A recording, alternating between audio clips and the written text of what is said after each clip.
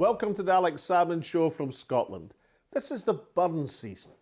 And normally at this time of year, from Moscow to Michigan, Cape Horn to Cape Hope, devotees of the National Bard are gathering together to celebrate the life and works of Scotland's greatest poet, Robert Burns. This year, the celebrations are virtual, but what will be lost in camaraderie no doubt will be made up for the international reach of the speakers and the guests. Today, to celebrate the season, we look at the life and times of another great Scot and keen Burnsian, the socialist firebrand Jimmy REID. We speak to the author of an upcoming book on the working class hero some 10 years after his death, and we speer twa honest men and bonny lassies to speak their ain and nae doot Jimmy REID's well-kent pairts, a Rabbie Burns. But first it is me now with your tweets, your emails and your messages. O Taz, thou get thy fairn. In hell they'll roast thee, like a hern.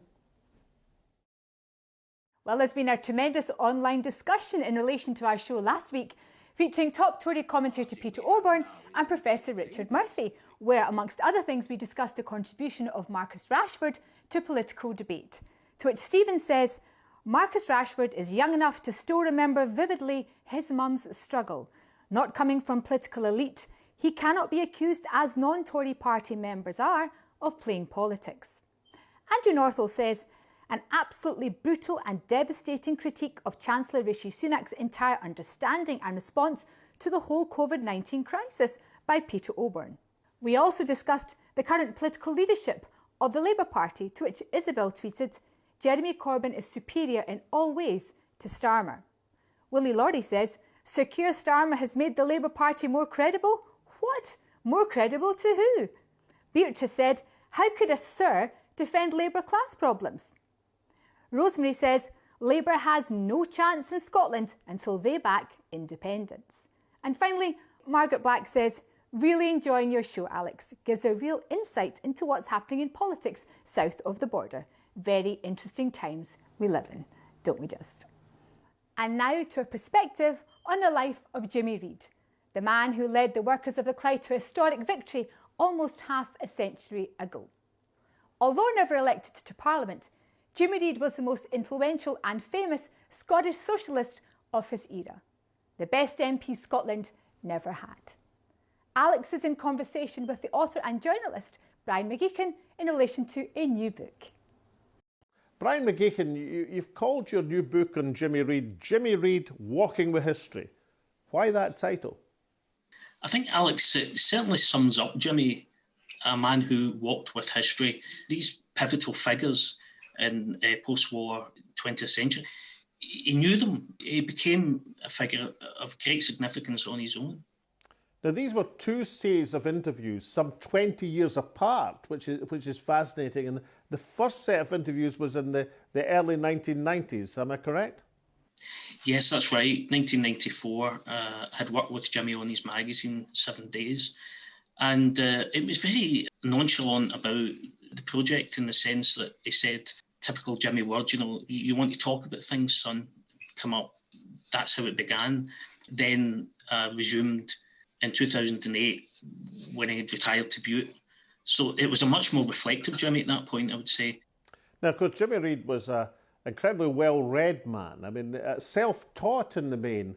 And as you say, he had known some of the great towering figures of the 20th century. I mean, I know that one of his great friends was Paul Robeson, the great American bass singer and civil rights activist. What did Jimmy tell you about Paul Robeson?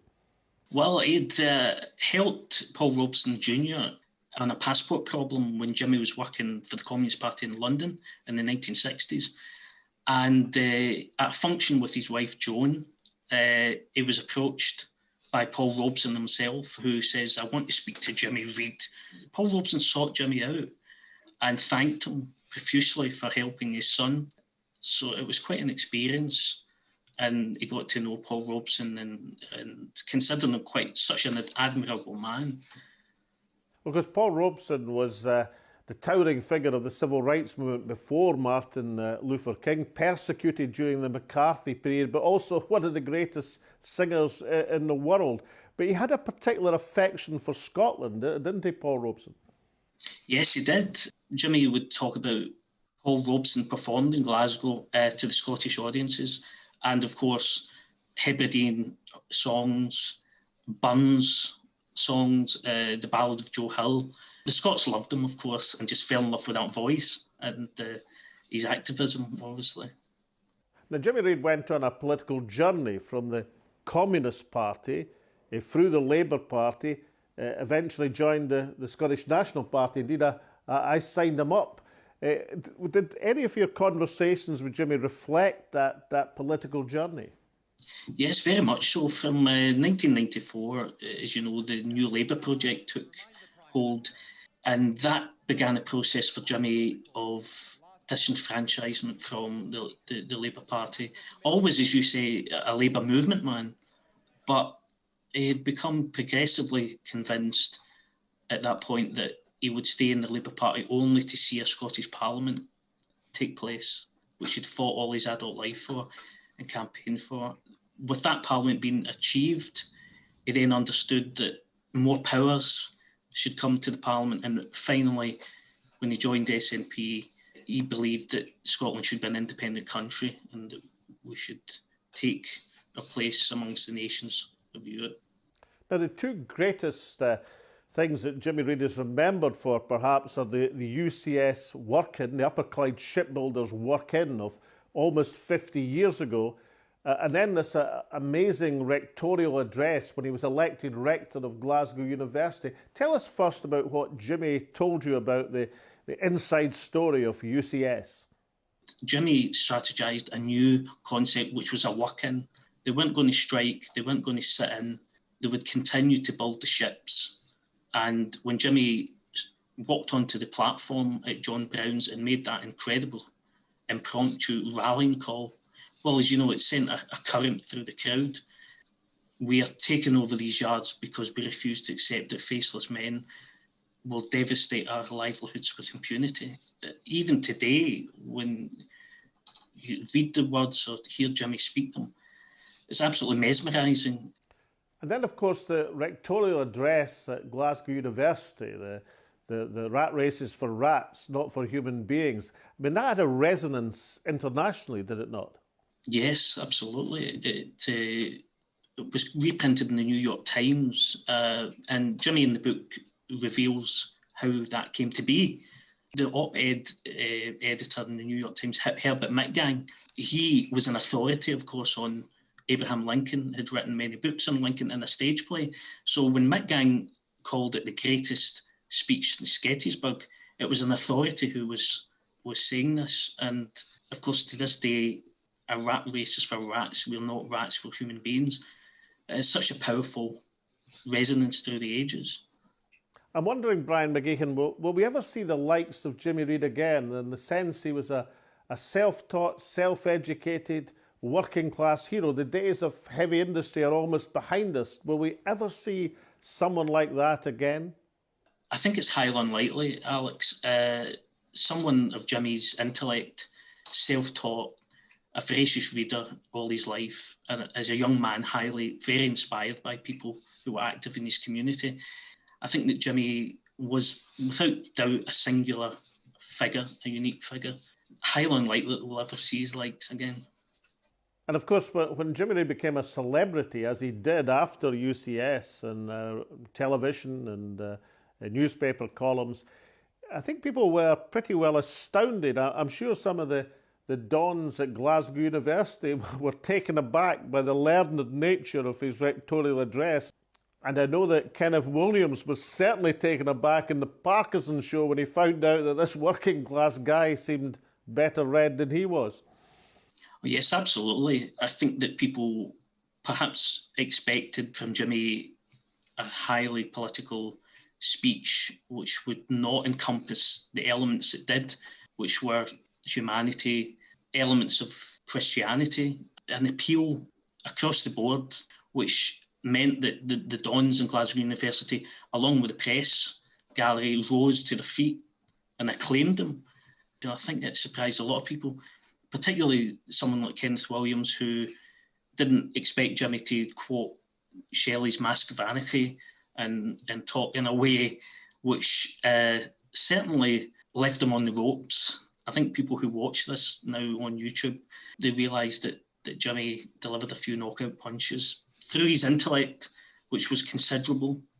Well, Billy Connolly did say Jimmy Reid spoke sentences that knocked you back 3 steps.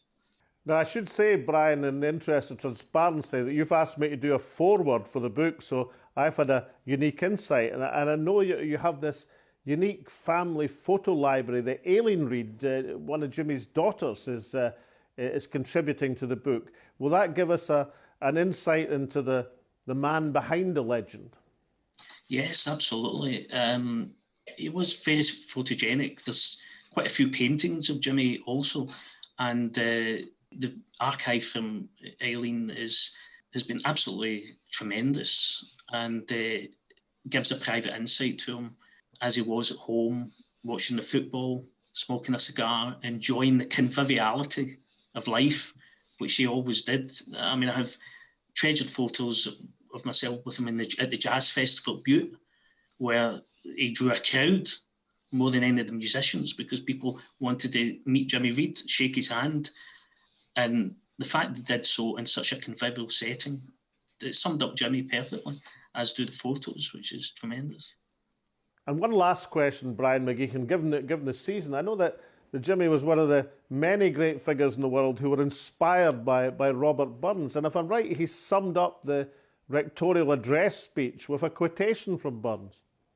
Yes, that's correct. He greatly admired Burns as a poet and a man. He believed that Burns exemplified the morality of a man who cared for all human life.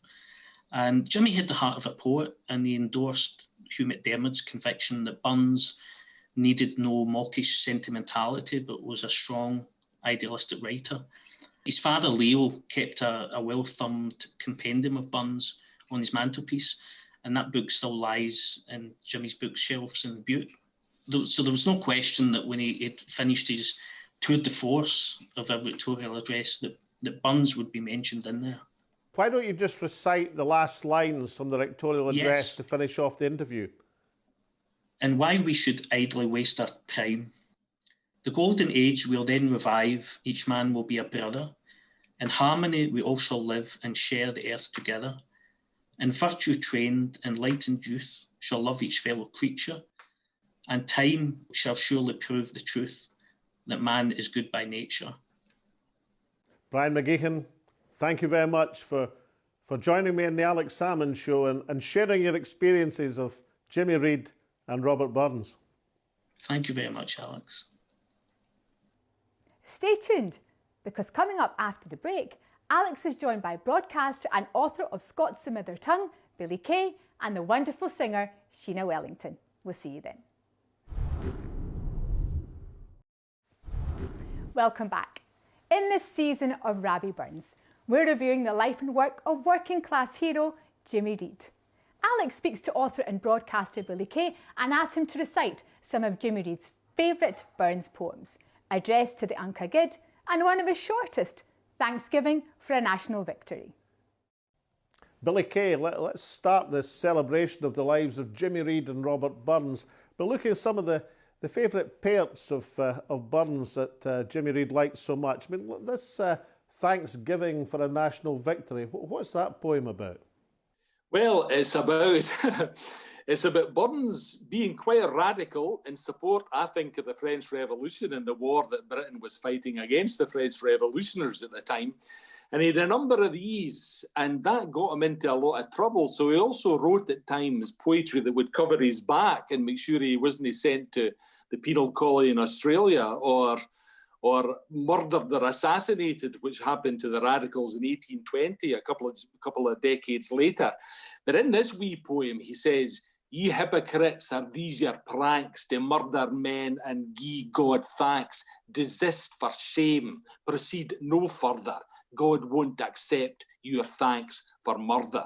So it's a very, very strong and striking poem. He was famous for singing Ça ira, the French revolutionary song, in the Globe Theatre in Dumfries. And then he had to really watch his back after the authorities had their eye on him. Yes, they're very powerful lines indeed. And I well remember Jimmy Reid mobilising them in his opposition to the Iraq war in his in his newspaper columns. But how about this other poem that was mentioned in Jimmy's memoirs, addressed to the Unca Gid? What's that about, bearing in mind it's an international audience? The Unca Gid are the extremely good. My mother referred to people that she wasn't very fond of in Goston, where I grew up, as the Unca Gid. Folk that are pretentious and put it on a wee bit and are not really genuine in anything they do. And Burns wrote a poem addressed to the Unca Gid, the extremely good. And it begins with the general, "O ye who are sae gid yourselves, sae pious and sae holy, you've nought to do but mark and tell your neighbours' faults and folly." And then he goes on to the particular, and one section is about Unca Gid, grand dame, you could say. "Ye high exalted virtuous dames, tied up in godly laces, afore ye gie pair frailty names, suppose a change of cases, a dear loved lad, convenience, snug, a treacherous inclination. But let me whisper in your lug, your aiblins nae temptation. Then gently scan your brother man, still gentler sister woman. Though they may gang a ken and rang, to step aside is human. One point must still be greatly dark, the moving why they do it. And just as lamely can ye mark who far, perhaps, they rue it." So as Burns celebrating human frailty, human failings, but at the same time despising people who had failings but wouldn't admit they had failings. I think that's what it's about. And yet, if you take one of Robert Burns' greatest work, Tam O'Shanter, in the middle of a rollicking ghost story in broad Scots, he suddenly inserts an English verse, "So pleasures are like poppy spread." Well, what was he doing there? I mean, why was he going from Scots to English in the middle of his epic poem? Those lines, although they can read in English, they can be read in Scots too, but pleasures are like pleasure spread, etc. So he was aware of the difference, and he used both languages to have effect. And he was gifted in both languages, but I would maintain that his best work by far was in his native Scots. You don't think there was a bit of showing off there, that what Burns was actually saying is, listen, I could write in English if I wanted, but I choose to write in Scots, his mother tongue? I think there's an element of that.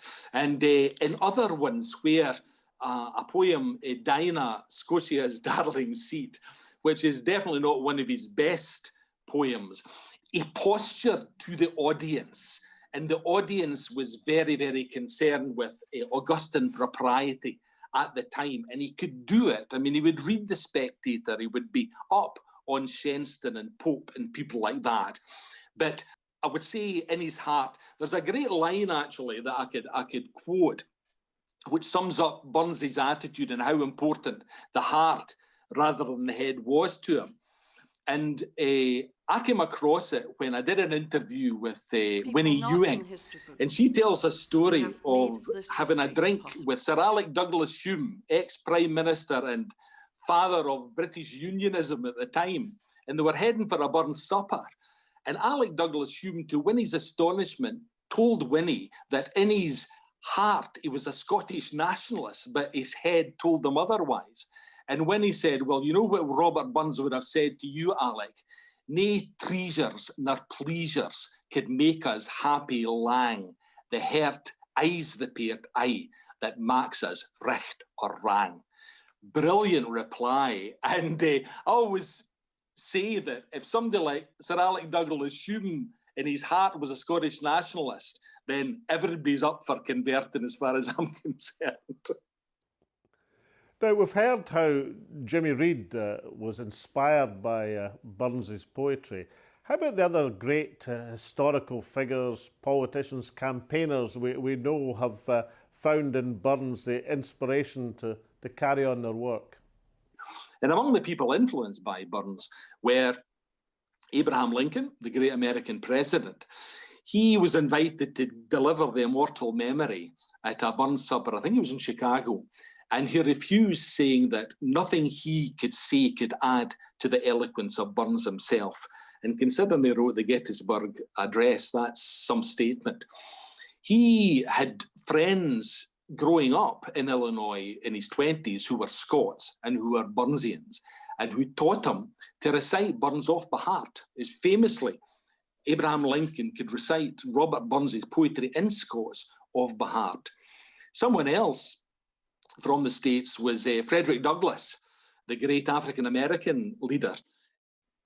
When he came to Scotland to preach against slavery, he visited Burns's cottage. He later met Burns's sister, and he quoted Burns, especially songs like A Man's a Man for All That, the great egalitarian songs of Robert Burns. And of course, later on, Maya Angelou is a great fan of Burns and mentions his influence on her. So there's a lot of great American writers were influenced by Robert Burns. A favourite line from Burns himself? Burns's songs and poetry were just part of my culture growing up. My father played in the Barabon and the Brass Bond and played tunes like A Man's a Man for All That. My sister was a good Burns singer. At family get-togethers, would sing Burns and then would sing the Beatles. They were part of popular culture at the time. So I really grew up with Burns. So it's hard for me to choose any poem as my favourite, but because of its Ayrshire connections, and like Burns, I was born in Kyle, I always think of this as an Ayrshire anthem. Wha the Airts the wind can blow, I dearly like the west, for there the bonny lassie lives, the lass that I loo best. There wild wids grow and rivers row and money's the hell atween, but day and nicht my fancy's flecht is ever with my Jean. Billy Kay, broadcaster, author of Scots, the mother tongue, and Burnsian, thank you for joining us again on the Alex Salmond Show. Thank you. This year, international celebrations of Rabbie Burns are taking place in cyberspace online. Fitting really, given that 10 years ago, astronaut Nick Patrick took a miniaturised volume of the Bard's poetry up to the International Space Station. Alex speaks to legendary singer Sheena Wellington, someone who's been involved in many of the online Burns extravaganzas this year. Sheena Wellington, and that historic moment when you sang at the opening of the Scots Parliament back in 1999, it was Robert Burns you sang. Was that your choice or the Parliament's choice? It was actually, I believe, the choice of either a civil servant or Shona Irvine, who at that time was or possibly Shona REID, who was on the panel. And they decided that A Man's a Man for All That was a good song, and it was better if it was sung by a woman. So I got the honour. Now, of course, Sheena, in your career, you've done you must have done more Burns suppers than I've had hot dinners. But this year, of course, very different because there can't be, for obvious reasons, because of pandemic reasons, there can't be any of the camaraderie that we normally get in Burns suppers. So you must be doing them in the virtual world. How are you getting on with virtual Burns suppers? They're actually quite good, and funnily enough, I'm doing more this year than I've done for the last several years, because I've been wanting to say, if I can't get home the same night, I'm no going, you know. But this time I've sung for people across the world. Last night it was Canada, Australia, various parts of Europe. I did a wonderful one for the Federation of Scottish Writers. That had people from everywhere, and it was amazing. And of all the library of Burns songs, is there one that is most commonly called for when you go to Burns supper, or when you get to requests, or do you stick to your own repertoire? But what is the popular demand? Which is the Burns love song that's most wanted? The love song is either My Love's Like a Red, Red Rose or A Fond Kiss. Of course, the one that's most often requested is A Man's a Man for All That. And of course, I think I'm right in saying that it was Bob Dylan who said My Love is Like a Red, Red Rose was his greatest poetic inspiration. So if it was good enough for Bob Dylan, good enough for Sheena Wellington, should be good enough for the rest of us. I think that's true, and I love singing it. The people that Burns inspired and continue to inspire. I mean, even that wonderful young lass that did the poem at the inauguration last week was inspired by Maya Angelou, who was a huge devotee of Robert Burns. And wherever you go, wherever I've gone in the world, there have been experts on Robert Burns of all nationalities, creeds and colours. And it's amazing what a poet from Ayrshire has managed to do. Sheena Wellington, legendary Scots singer, thank you so much for joining us again on the Alex Salmond Show. Thank you very much for asking me, and have a great Burns season. For such a commanding and influential figure of the left, comparatively little has been written about Jimmy Reid. There have been two biographies, one from the SNP MP Kenny McCaskill, A Scottish Political Journey, and more recently from Knox and McKinlay, A Clyde-Built Man. Luckily for us, the man himself was never done with writing, and that has given us a substantial record, and it's that which makes this new book all the more exciting. It gives us a series of interviews 20 years apart at crucial times in the development of Scottish politics, and lets us see Jimmy Reid in his own words. In addition, the family photo archive will give us a unique insight into the man behind the legend, the lover of literature, of poetry, and of course the songs of Robert Burns. So what better way to play us out than hear the bard's namesake Ryan Burns singing perhaps the greatest love song of all time, A Fond Kiss. But in the meantime, from Taz, myself and all at the show, it's goodbye for now, stay safe, and we'll see you again next week. A fond kiss and then we sever. A farewell of us forever. Deep in heart and tears I'll pledge thee. War in sighs and groans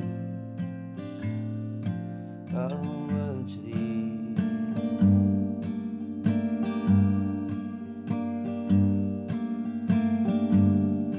Who shall say that fortune grieves him while the star